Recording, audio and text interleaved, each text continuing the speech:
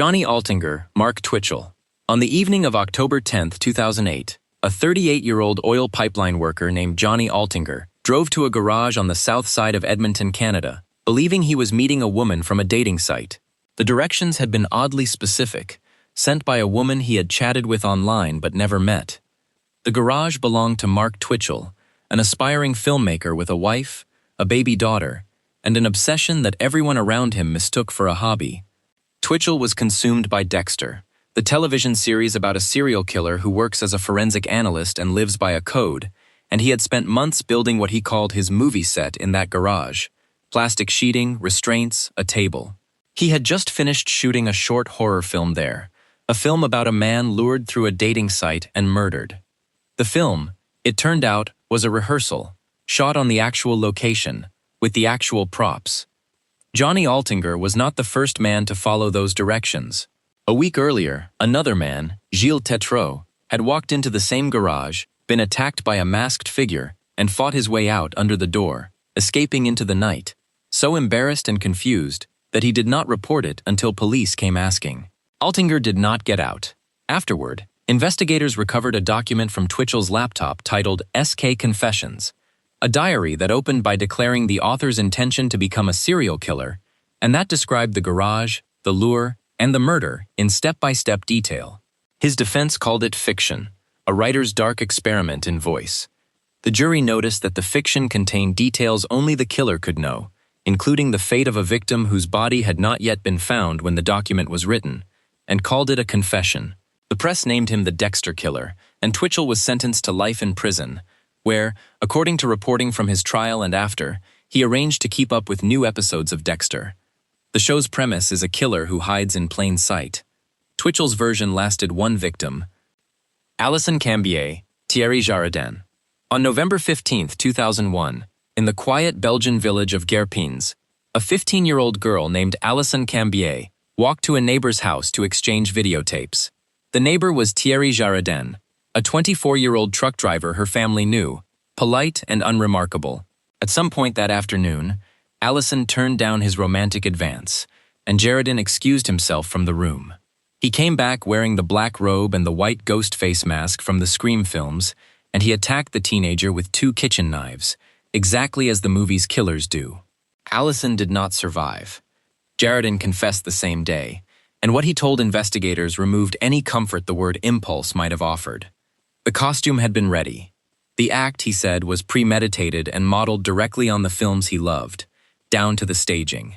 A Belgian court sentenced him to life, and the case rippled far beyond the village, cited in parliaments and papers across Europe, wherever adults argued about what the horror boom was doing to its audience. The case became Europe's most cited example of what the press calls copycat killing, and it forced an old question back into public argument. The Scream franchise had been accused before of teaching its audience a grammar of murder, and its defenders answered, correctly, that tens of millions watched those films and harmed no one. Both things are true, and the Jaradin case sits in the uncomfortable space between them. The mask did not create the rage of a rejected man. It gave the rage a costume, a script, and a shape, and a 15-year-old who came to trade videotapes met a movie where a neighbor should have been. Patsy Byers, Sarah Edmondson, and Ben Darras. In March 1995, 2 Oklahoma teenagers in love, 18-year-old Sarah Edmondson, a judge's daughter, and 17-year-old Ben Darras, spent a night taking LSD and watching Natural-Born Killers on repeat. Oliver Stone's satire about a young couple whose murder spree makes them celebrities. Then they got in a car and drove. In Hernando, Mississippi, Darras shot and killed a 62-year-old businessman, William Savage, in his office. The next day, in Ponchatoula, Louisiana, Edmondson walked into a convenience store and shot the woman working the register, a mother of 3 named Patsy Byers, leaving her paralyzed from the neck down. The pair were caught within weeks, 2 aimless teenagers who between them had ended one life and shattered another for a few $100s and a feeling. The sentences followed: life for Darras, 35 years for Edmondson, who was eventually paroled after serving her share of a night she has described as a blur of drugs and borrowed ideas. Then the case did something almost no murder case had done before. Patsy Byers sued the filmmakers, arguing that natural-born killers had incited the crime, and the lawsuit, joined for a time by the novelist John Grisham, a friend of the murdered Mr. Savage, dragged Hollywood itself toward a courtroom. The suit was ultimately dismissed, as American courts have consistently held that fiction is protected speech and that responsibility belongs to the hands that hold the gun. The legal answer is settled. The human question is not, because the film the two teenagers watched that night is a satire about how media glamorizes killers, and the two viewers it reached most deeply missed the satire and kept the glamour. The false Zodiac, Heriberto Seda. In November 1989, New York City police received a letter promising murders keyed to the signs of the Zodiac. The writer was not the famous Zodiac killer of 1960s San Francisco, the unsolved terror who had sent ciphers to newspapers, and was, by then, a true crime legend, studied in paperbacks and documentaries. The letter writer was a fan. Heriberto Seda was a reclusive young man in Brooklyn, obsessed with the original case. And between 1990 and 1993, he made the legend operational, stalking New York at night and shooting 8 people, 3 of whom died. He asked some of his victims their birth dates before shooting them, and among the people he left behind were the dead and the permanently injured, including a woman who lived the rest of her life paralyzed by his bullet. He mailed taunting coded letters to police and newspapers, faithfully imitating a killer no one had ever caught, and a special task force chased the imitation for years without a face, exactly as San Francisco's detectives once had. For years, he was not caught either.